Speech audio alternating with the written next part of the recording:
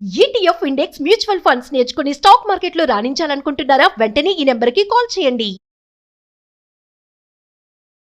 నమస్తే రమగారు. నమస్తే జయ. రమగారు, శివభక్తుల కథలు చెప్తాం. ఇది చాలా ఇంట్రెస్టింగ్గా ఉంటుంది. నందనార్ కథ. మనం ఇది ఘంటసాల గారు పాడిన నందుని చరితము వినుమా పరమానందము గర్మ ఆ పాట ఆయనే ఈయన. ఓహో. తిరునాలైపోనారు నాయనార్ అంటారు ఈయన్ని పేరు. ఓకే. నందనారు ఆయన పేరు.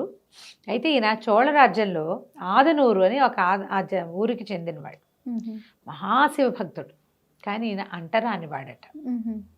63 మంది నాయనార్లలో ఈయన ఒక్కడే అంటరానివాడు.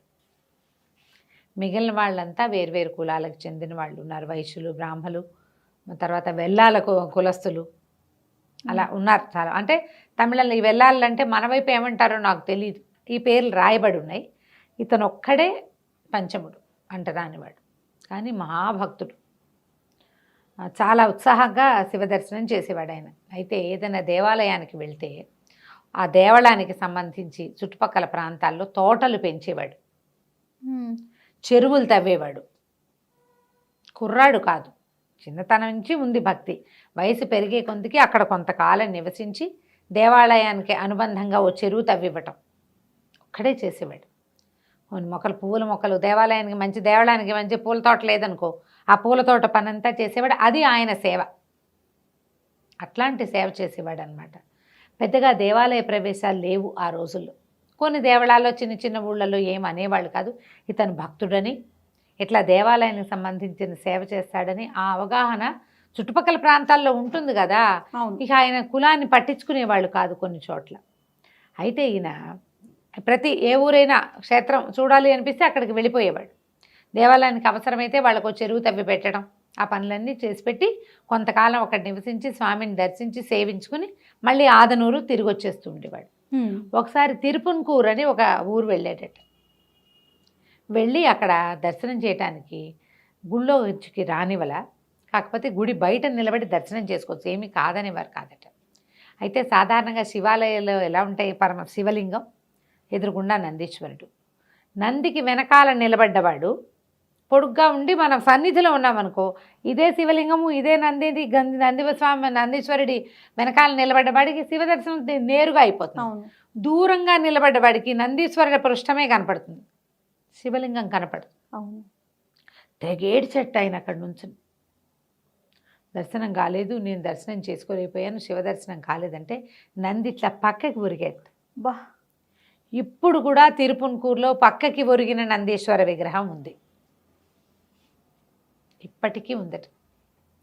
శివదర్శనం చేయించటం కోసం తనలాంటి వాడే భక్తుడని నందీశ్వరుడు స్వయంగా తను పక్కకి వంగిన దృశ్యం. ఎంతో కాలం ఆ దేవాలయంలో ఆ వంగి ఉన్న నందీశ్వరుడు పక్క నుంచి చూసేసి స్వామిని ఒక పెద్ద చెరువు తవ్వి పెట్టాడట ఆ తిరుపున్కూరు దేవాలయానికి. ఇప్పటికీ కూడా నందనార్ తవ్విన చెరువుగా ఉన్నదట. అదక్కడ ప్రాంతం అయితే నాకు తెలీదు, ఇలా చెప్పబడింది. అయితే ఈయనకి చిదంబరం వెళ్ళాలని చాలా కోరిక. చిదంబరం అంటే మన నటరాజస్వామి. పైగా పంచభూత శివలింగాలలో పంచభూతలింగాలని చెప్తారు కదా, ఆకాశలింగం ఇక్కడ ఉందని చెప్తారు చిదంబరంలో. ఈ చిదంబరంలో ఉండే ఆకాశతత్వము ఇది ఏమిటంటే ఏమీ లేదు అక్కడ, చిదంబర రహస్యం అంటారు. అది ఏమిటో ఎవరికీ తెలీదు. నిజానికి అక్కడ ఆ ప్రాంతంలో శివలింగం ఏముండదు, ఒక శూన్యంగానే ఉంటుంది. చిదంబరం వెళ్తే వెళ్ళినా కూడా అర్థం కాదు, వెళ్ళి చూసేసి వచ్చేస్తాం. నటరాజస్వామిని చూస్తారు అందరూ,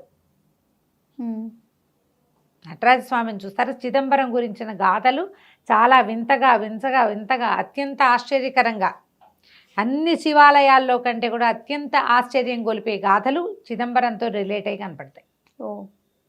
అవకాశం ఉంటే చెప్దాం. బిచ్చగాడుగా వచ్చాడట పరమేశ్వరుడు అక్కడికి. బిచ్చాటనాథర్ అంటారు. బిచ్చాటన చేసుకోవటానికే బిచ్చగాడుగా వచ్చి అక్కడ నటరాజ స్వరూపంగా వెలిశాడు. అక్కడున్న పంచభూత లింగాల్లో ఆఖరిదైనటువంటి ఆకాశతత్వలింగం అది కంటికి కనపడేదే కాదు. కానీ ఆ నటరాజస్వామిని చూడాలని ఈయనకి కోరిక. చాలా ప్రయత్నం చేసి ఎవరి దగ్గర పనిచేసేవాట ఇతను వాళ్ళని చెప్పు అడిగి అడిగి అడిగి వెళ్తా వెళ్తా వెళ్తా అనేవాడు. రేపు వెళ్తాను, రేపు బయలుదేరి వెళ్తున్నా చిదంబరం అని చెప్పేవాడు. అందుకని తిరునాళ్ళైపోనారనే పేరు అందుకొచ్చింది. రేపు వెళ్తాననే వాడుగా ప్రసిద్ధి పొందాడు ఆయన. ఆ రేపెళ్తా రేపెళ్తా రేపెళ్తానని ఎంతకాలమో ఆయన చిదంబరం వెళ్ళలేకపోయాడు. రేపు రాసుకుంటే ఏమవుతుంది, అది రేపే అవుతుంది కదా. మనం విష్ణు భక్తుల గాథల్లో కూడా ఇలా వెళ్ళాలనుకుని వెళ్ళలేకపోయిన ఒక భక్తుడి కథ నేను ఆల్రెడీ నీకు చెప్పాను. ఎక్కడంటే మన తిరుమలలో ఉంటుంది, మన కులశేఖరాళ్ళ వారు కూడా ఇలాగే శ్రీరంగం ఆయన వెళ్ళాలని రోజు రంగయాత్రకు బయలుదేరేవాడు ఆయన. లేదు ఇవాళ ఎవరో విష్ణు భక్తులు వచ్చేవాళ్ళు, వాళ్ళని సేవించాలి. భగవంతుని సేవ కంటే భాగవత సేవ పరమోత్తమమైనది. విష్ణు గాథల్లో అది చెప్పబడుతుంది, వైష్ణవులు ఆచరించవలసిన విధానం. ఈ వచ్చిన భక్తుల సేవతోటి రేపు వస్తాను మీరు వెళ్ళండి అని ఆ రంగయాత్రని పంపించేవాడు. రేపు మళ్ళీ రంగయాత్ర సిద్ధమయ్యేది. ప్రతిరోజు రంగయాత్రని ప్రకటించేవాడు ఆయన, శ్రీరంగం వెళ్దాము అని. కొంతమంది బయలుదేరేవాళ్ళు, బయలుదేరిన యాత్ర వెళ్ళిపోయేది, ఈయన ఇక్కడే ఉండేవాడు, వెళ్ళలేకపోయేవాడు. అసలు ఆయన పేరే అదే చెప్తారు, దినదిన రంగయాత్రని ప్రకటించిన రాజు. ఈయన తిరునాళ్ళైపోనారు రేపు వెళ్ళేవాడిగా ప్రసిద్ధి పొందాడు. సంవత్సరాలు గడిచిపోయినా చిదంబరం వెళ్ళలేకపోయాడు. చివరికి బాగా ప్రఖ్యాతి పొందిన తర్వాత ప్రజలే అతన్ని చిదంబరం పంపించారు. ఈ చిదంబరం వెళ్ళేసరికల్లా ఈయన యొక్క అంటరానితనం అక్కడ అడ్డమైపోయింది. దర్శనం కాల, దేవాలయంలోకి రావడానికి వీల్లేకపోయింది. ఆయన వస్త్రాలు ఆయనది మామూలుగా అప్పుడు తెలిసేది అనుకుంటా, విభూతి పుండ్రాలు లేని ఇతనిని లోపలికి రానివ్వాల. ఈయన భక్తుడే కానీ వేషధారణ లేదు. అయితే ఏమైంది, తెగేడ్చేట, విపరీతంగా దుఃఖించాడు. నన్ను చూడనివ్వవా, ఎంత ప్రయత్నం చేసి వచ్చాను, ఇన్ని రోజుల నుంచి నేను చూడాలనే కదా వచ్చానంటే. అప్పుడు ఆయన ఏం చెప్పాడంటే, ఈ వీటిని 5 పంచసభలని చెప్తారు. ఈ చిదంబరము ఇంకా కొంచెం మొత్తం 5 దేవాలయాలు, టకటకా పేర్లు గుర్తుపడి రావటంలా నాకు. ఈయనున్నది కనక సభ, రత్నసభ, ఇట్లా సభలు 5 ఉన్నాయి. పంచసభాపతి అంటారు అక్కడున్న పరమేశ్వరుని. సభాపతి పేరు పెట్టుకుంటారు తమిళియన్స్. ఇది కనక సభ. ఈ కనక సభకి రావాలంటే అగ్నిస్నానం చేసి రమ్మని కలలో చెప్పాడట శివుడు ఈయనకి.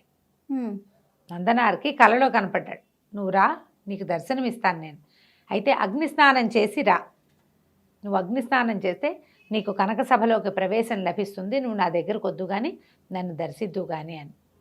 సరే, అయితే ఏమైంది, ఈ చిదంబరం దేవాలయంలో అర్చకులు ఉన్నారు కదా, వాళ్ళకి దర్శనం ఇచ్చాడట, స్వప్న దర్శనం. 3కో 5గురికో ఒకేసారి కల్లో కనపడ్డాడు శివుడు.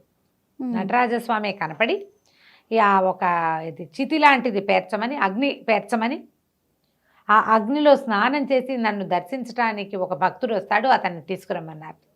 దేవాలయం ఎదురుగుండా కట్టెలు పేర్చి నిప్పు రగల్చి పెట్టారట. ఆ మరుసటి రోజున వీళ్ళ కలొచ్చింది తెల్లవారుజామున.